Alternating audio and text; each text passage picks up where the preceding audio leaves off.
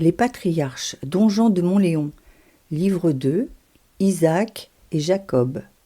Chapitre 1. La naissance de Jacob. Genèse 25, versets 21 à 28. Après la mort d'Abraham, ce fut Isaac, son fils, qui hérita de sa haute situation morale, en même temps que de la majeure partie de ses biens. Il devint le chef de la tribu des croyants, le patriarche du clan avec lequel Dieu avait fait alliance et qui serait bientôt le peuple élu. Continuant pour les mêmes raisons que son père à mener une vie nomade, il stationna d'abord dans la région où celui-ci campait de préférence, à l'ouest de la mer Morte. Son âme profondément religieuse recherchait d'instinct les endroits qui avaient été marqués par quelques manifestations de la présence divine. Il affectionnait en particulier le puits du vivant et du voyant, où un ange jadis s'était montré à Agar, et qui lui rappelait en outre sa première rencontre avec Rebecca. C'est là qu'il avait vu descendre de son chameau, étincelante de beauté et de pureté, cette vierge qu'Éliézer était allé quérir pour lui en Mésopotamie, chez son oncle Nachor. Son cœur, éclairé par le Saint-Esprit, avait reconnu aussitôt en elle l'épouse que Dieu lui destinait, et il s'était épris pour elle d'un ardent amour. Maintenant donc il vivait avec elle, surveillant ses troupeaux et gouvernant sa tribu. Peut-être serions-nous tentés de croire qu'il était parfaitement heureux, si nous ne savions que Dieu ne laisse jamais longtemps ses serviteurs sans leur envoyer quelque croix. Un grand sujet de tristesse plana bientôt sur le nouveau ménage. Après les mois et les années, Rebecca s'avérait stérile. Elle semblait atteinte de la même infirmité que Sarah et n'arrivait pas à concevoir d'enfant. Devant cette situation si triste pour son foyer, Isaac recourut aux grands moyens qui restent toujours à l'homme dans les pires difficultés. Il pria, et il prolongea sa prière avec persévérance pendant 20 ans.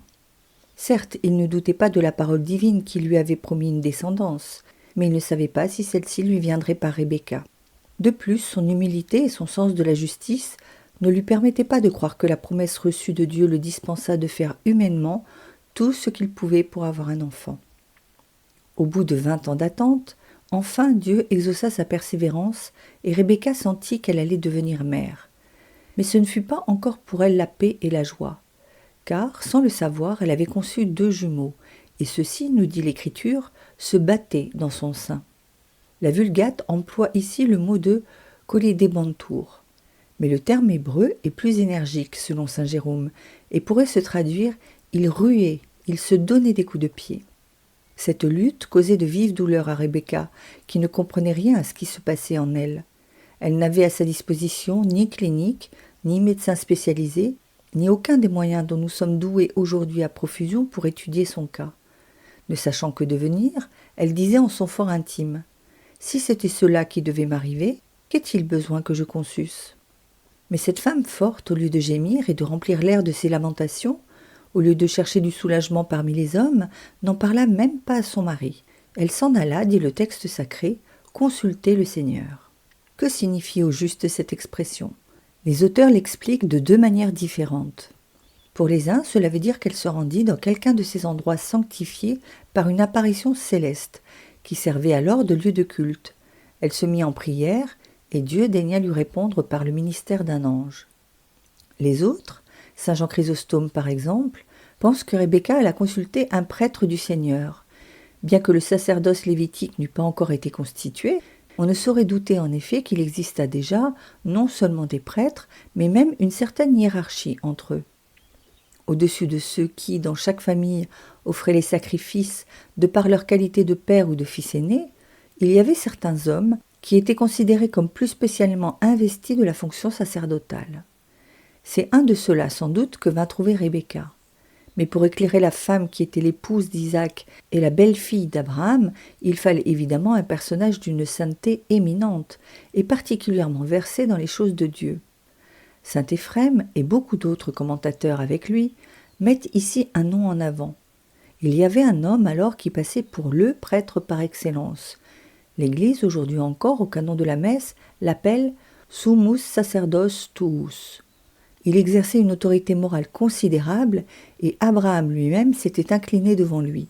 C'était Melchisédek. Une version hébraïque, le paraphraste de Jérusalem, vint corroborer cette opinion car elle porte ici, au lieu du texte de la Vulgate, Elle, c'est-à-dire Rebecca, alla demander miséricorde dans la maison où Melchisédek tenait assemblée. C'est donc ce vénérable personnage qui aurait répondu à la jeune mère « 2 nations sont dans vos entrailles, et 2 peuples sortant de votre sein se diviseront l'un contre l'autre. L'un de ces peuples surmontera l'autre peuple, et l'aîné sera assujetti au plus jeune. » Retenons bien cette dernière phrase, elle nous aidera à éclaircir plus tard des passages difficiles.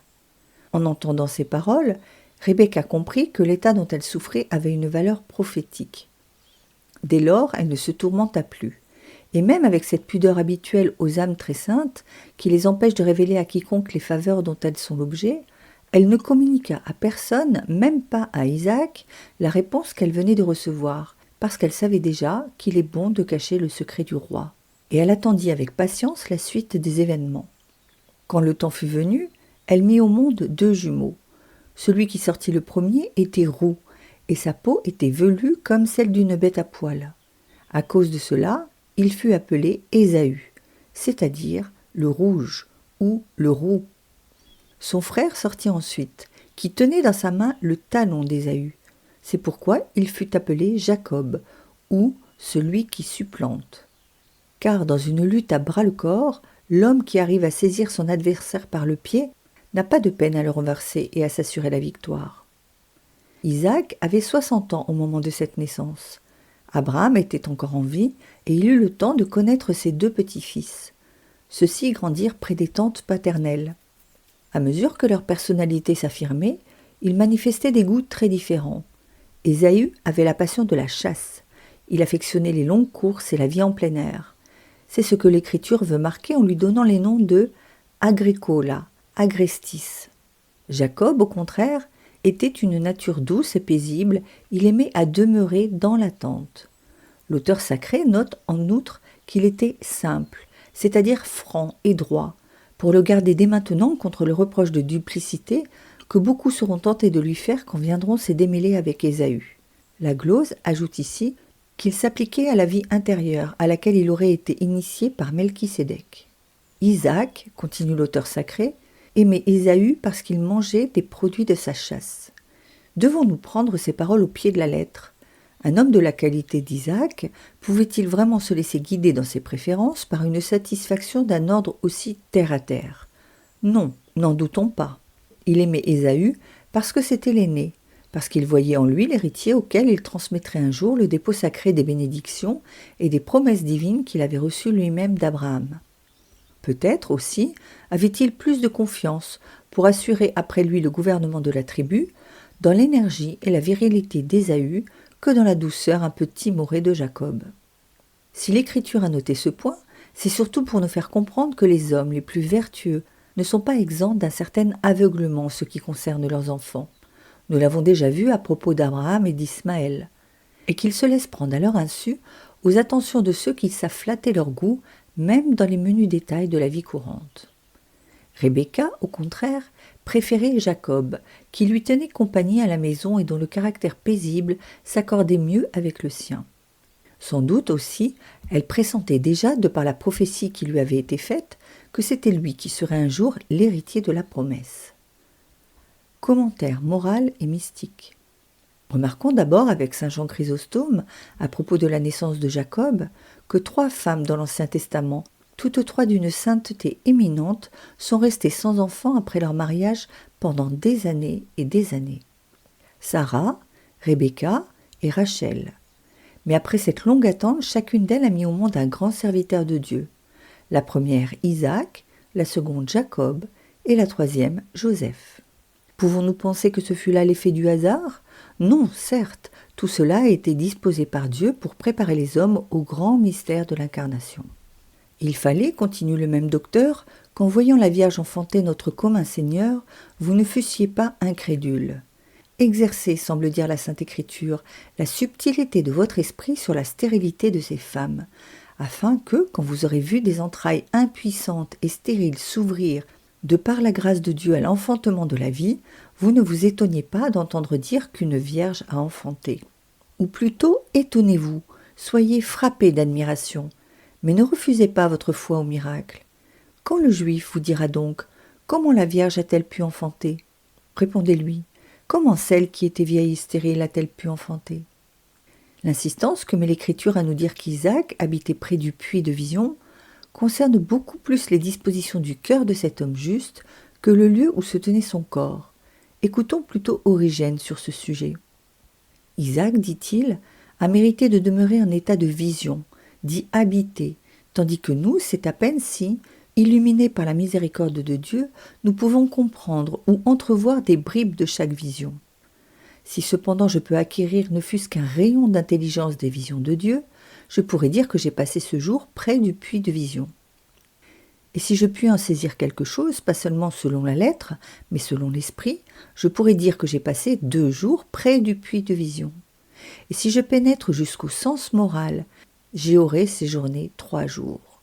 Et si, ne pouvant tout comprendre, je suis du moins assidu à écouter les divines écritures, et si je médite jour et nuit la loi de Dieu, si je ne cesse jamais de chercher, de fouiller, d'examiner, et ce qui se passe avant tout, de prier Dieu et de lui demander l'intelligence à lui, qui enseigne toute science à l'homme, je pourrais dire que j'habite moi aussi près du puits de vision. Hâtez-vous donc, et faites en sorte que descende sur vous la bénédiction du Seigneur qui vous rendra capable d'habiter près du puits de vision. Le Seigneur vous ouvrira les yeux, vous contemplerez le puits de vision et vous tirerez l'eau vive qui viendra en vous, une source d'eau jaillissant pour la vie éternelle. Ne venir que rarement à l'église, ne puiser que rarement aux sources des Écritures, s'en aller aussitôt et, pris par d'autres affaires, ne pas tenir compte de ce qu'on a entendu, ce n'est pas habiter près du puits de vision.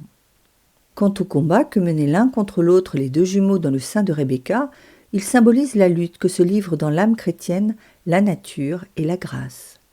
Chacun de nous, en effet, porte en lui 2 nations et 2 peuples. Il y a en nous le peuple des vices. C'est de notre cœur que viennent les mauvaises pensées, les adultères, les vols, les faux témoignages, et aussi les tromperies, les rivalités, les hérésies, les jalousies, les orgies et autres choses semblables. Mais si nous sommes des hommes spirituels, il y a en nous un autre peuple, celui des fruits de l'esprit qui sont la charité, la joie, la patience, la paix, l'humilité, la douceur, la continence. C'est là le second peuple qui est en nous. Il est vrai qu'il est plus petit parce que les méchants sont toujours plus nombreux que les bons, et les vices que les vertus. Mais si nous ressemblons à Rebecca, et si nous méritons de concevoir d'Isaac, c'est-à-dire du Verbe de Dieu, alors en nous aussi un peuple dominera l'autre, et le plus grand servira le plus petit. La chair servira l'esprit, et les vices céderont le pas aux vertus. Cette lutte s'étend aussi hors de nous. Rebecca peut être considérée encore comme la figure de l'humanité ou de l'Église, dans laquelle les justes et les méchants sont perpétuellement en conflit.